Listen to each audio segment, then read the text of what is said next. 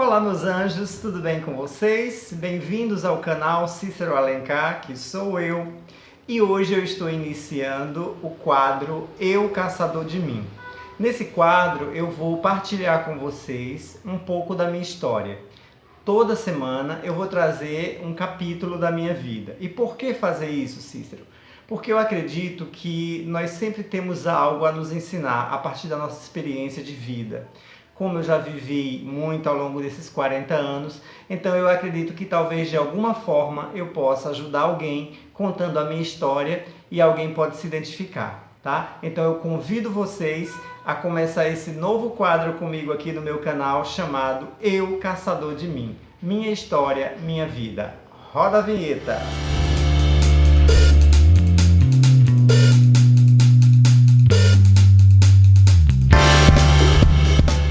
Então, meus anjos, olha só. Para começar, eu quero me apresentar. O meu nome é Cícero Pereira Alencar. Eu nasci no dia 2 de dezembro de 1975. Contando, eu estou com 40 anos, vou fazer 41 agora, dia 2/12. Eu nasci numa família muito simples, uma família muito pobre, no interior de Pernambuco. Eu nasci na cidade de Exu, Pernambuco. É uma cidade pequena, mas é muito conhecida nacionalmente pelo fato do nosso saudoso Luiz Gonzaga ser de lá. Nasci em uma família extremamente humilde, onde o chefe da família é o seu Joaquim, o meu pai, um dos homens que eu acho mais íntegros, mais honestos e que para mim é um exemplo, e de Dona Marli, que é a minha mãe, que é uma das pessoas que eu acho mais generosas, uma das pessoas com o coração mais lindo que eu conheço, que desde sempre vi querendo ajudar, com um desejo enorme de ajudar e ajuda até hoje com mais de 70 anos. Nessa família, desde o início, nós passávamos muita privação, porque vivíamos numa região, além de ser uma região de seca, tá? Eu nasci num período onde estava tendo uma seca muito grande, então sempre foi muito difícil a nossa vida. Como era uma família onde nós vivíamos na roça, porque eu nasci em um sítio, eu não nasci na cidade de Exu, eu nasci em um sítio chamado Sítio Marçal, que era uma região muito precária, ainda é até hoje, mas já melhorou. E nesse sítio, para vocês terem uma ideia, tem dificuldade de tráfego de carros, tá? De transporte. Lá nesse sítio, na época que eu nasci, não tinha energia elétrica, não tinha água encanada, não tinha saneamento básico, nem mesmo as condições mínimas de saneamento básico tinha na minha casa, nem na casa das pessoas que conviviam, que moravam naquela região. Então eu nasci e me criei os primeiros anos da minha vida nessa situação de pobreza. Nunca chegamos a passar fome, nunca chegamos a passar necessidade ao ponto de não termos o que comer, mas tínhamos uma vida muito simples. Para vocês terem uma ideia, nós comíamos pão, o pão nosso de cada dia, uma vez por semana. O meu pai, ele ia para a cidade de Exu nos finais de semana, no sábado, que era o dia da feira, então ficávamos aguardando que meu pai trouxesse aquele pão, aquele biscoito e até mesmo bala, como bala mesmo de bombom que a gente chamava, chicletes, essas coisas. Para a gente, filhos pequenos, era uma festa quando nós íamos apontando naquele caminho, bem longe da nossa casa, o caminhão que trazia o pau de arara, que trazia os feirantes, e dentre eles o meu pai, que trazia para a gente essas guloseimas e esse pão. E para a gente era uma festa, porque nós iríamos comer pão, café com pão, no sábado e no domingo, que era só o tempo que durava essas, digamos assim, isso que meu pai trazia para a gente. Outra coisa da minha infância que é muito relevante é que desde cedo a gente teve que trabalhar. Não porque meu pai impunha pra gente um trabalho, mas porque é muito comum nas famílias, né, rurais, então trabalhar muito cedo. Meu pai e minha mãe, como tinham que trabalhar na roça, então não tinha como deixar os filhos, então acabávamos indo também para a roça. Lógico que os primeiros anos, quando a gente era pequeno, 6, 7 anos, a gente ia mesmo para poder ficar com os pais lá. Então ficávamos debaixo dos pés de árvores que tinham na roça, né, no local onde tinha as plantações, e também nós ficávamos brincando debaixo dos pés de mandioca, eu com meus outros irmãos e minhas irmãs. Eu sou de uma família de 9 irmãos, onde eu tenho 4 irmãos mais novos e 4 irmãos mais velhos, e eu sou aquele do meio. Com 7, 8 anos de idade mais ou menos, eu já tinha uma enxada. Para quem não sabe o que é uma enxada, é um instrumento que é utilizado na zona rural para capinar mato, para limpar os matos que ficam entre as plantações. Então, eu desde cedo, não só eu como os meus irmãos, a gente já tinha, né, que fazer esse trabalho para ajudar minha mãe e ajudar o meu pai. Eu, particularmente, Cícero, eu nunca gostei muito desse trabalho, tinha muita dificuldade, né? Inclusive, meus irmãos tinham dificuldade de entender isso, porque eu achava sempre aquilo muito duro, né, para uma criança. Lógico que eu não tinha a consciência de um adulto, e aí muitas vezes fazia corpo mole, até que meu pai, ele delegou algo para mim. Então, como eu era um pouco mais preguiçoso, entre aspas, para isso, então meu pai delegava que quando fosse para comprar alguma coisa em alguma bodega, que eram as pequenas mercearias que tinha no sítio, eu ia comprar para dar recados, para levar alguma coisa para algum lugar. Então geralmente meu pai me mandava, porque ele é como que se aliviasse um pouco para mim. E meu pai sempre dizia que eu não nasci para trabalhar na roça, que eu nasci para poder escrever, porque eu gostava muito de ler, eu gostava de escrever. Então meu pai até dizia assim, a roça desse menino é um caderno, e a enxada desse menino é um lápis, né, é uma caneta.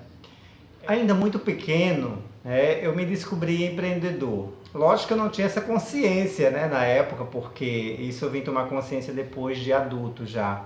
Como no local onde eu morava não tinha energia elétrica, não tinha nada que fosse ligados à energia, então assim, nós tínhamos apenas alguns parentes que moravam um pouco afastados, em torno de, eu acredito que aproximadamente 3 quilômetros de onde eu morava, e eles eram praticamente os únicos que tinham energia elétrica na casa.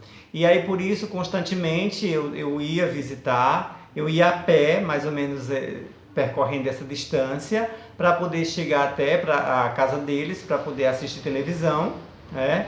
E também para tomar água gelada. E a tia de minha mãe, que era a dona da fazenda, ela fazia geladinho para vender, din-din, sacolé, eu não sei como é que você chama aí na sua região.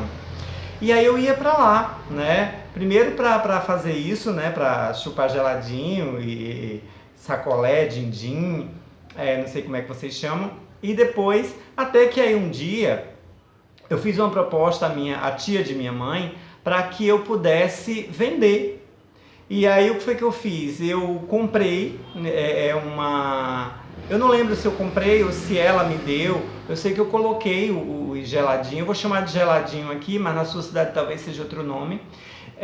E eu coloquei num isopor, coloquei esse isoporzinho aqui no ombro e saí vendendo no sítio, nos campos de futebol, nos bares, onde tinha gente eu fui vender geladinho.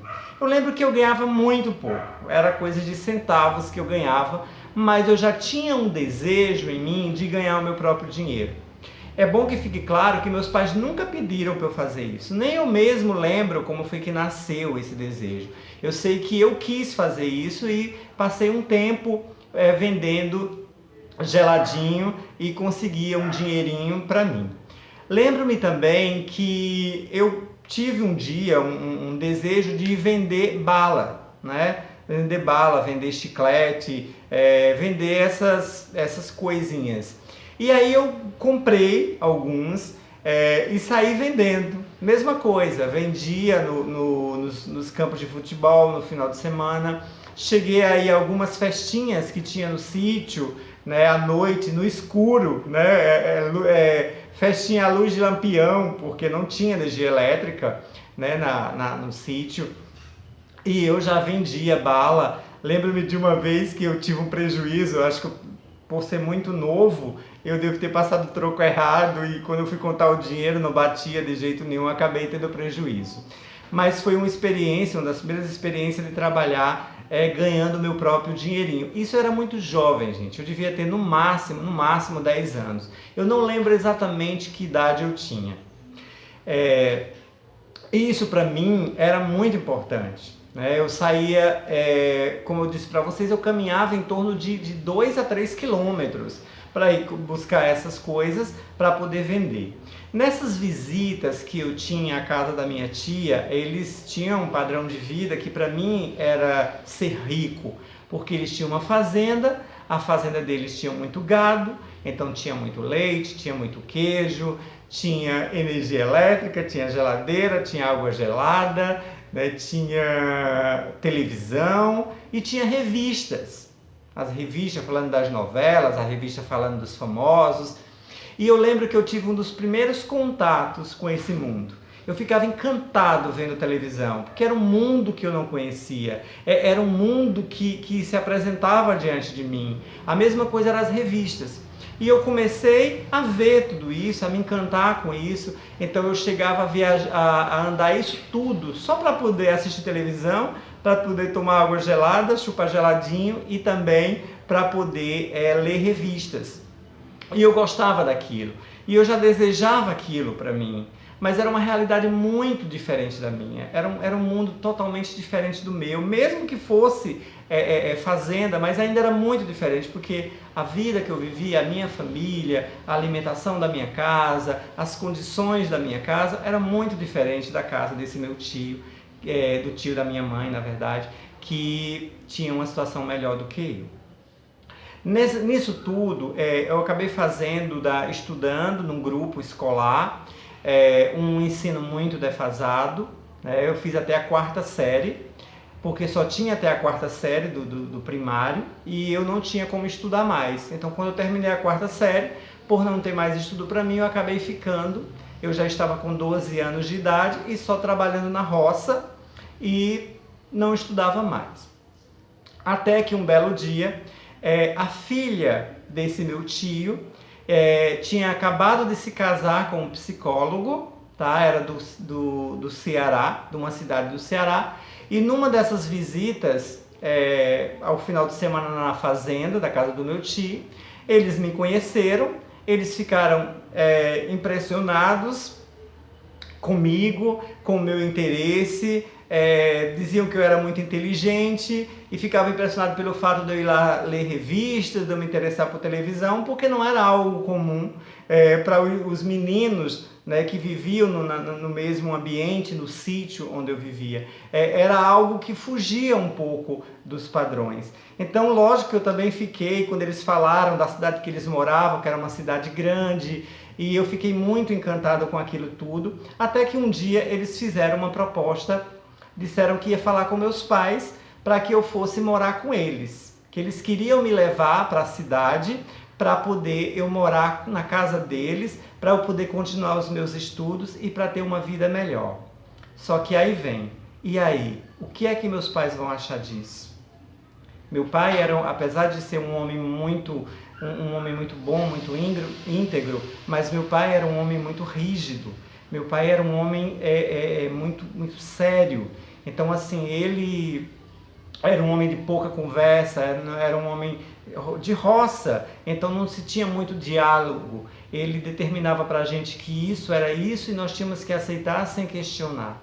E agora aparece essa oportunidade na minha vida, eu com 12 anos de idade, um casal, psicólogo e ela pedagoga, resolvem pedir para os meus pais para que eu fosse embora para morar com eles e viver uma outra vida. Só que o restante dessa história, a parte dessa história, eu só vou contar a semana que vem. Eu agradeço a vocês que ficaram até aqui comigo, a vocês que ficaram até aqui para saber dessa parte da minha vida, e na próxima semana eu dou continuidade à minha história e eu vou contar para vocês o que foi que aconteceu. Se os meus pais deixaram ou não que eu fosse morar com esse casal na cidade grande. Um grande beijo no coração de vocês, Que Deus abençoe. Quem quiser deixar alguma pergunta para mim sobre a minha história, pode deixar aí embaixo nos comentários, que eu vou obedecer uma ordem cronológica da minha vida, mas aí você pode deixar alguma pergunta para mim, que eu procuro colocar essas perguntas de vocês, as respostas, nos próximos capítulos da minha história. Eu agradeço de coração a vocês que se interessaram pela minha história, que ficaram comigo até aqui. Que Deus abençoe, muita paz, muita luz e muita ternura.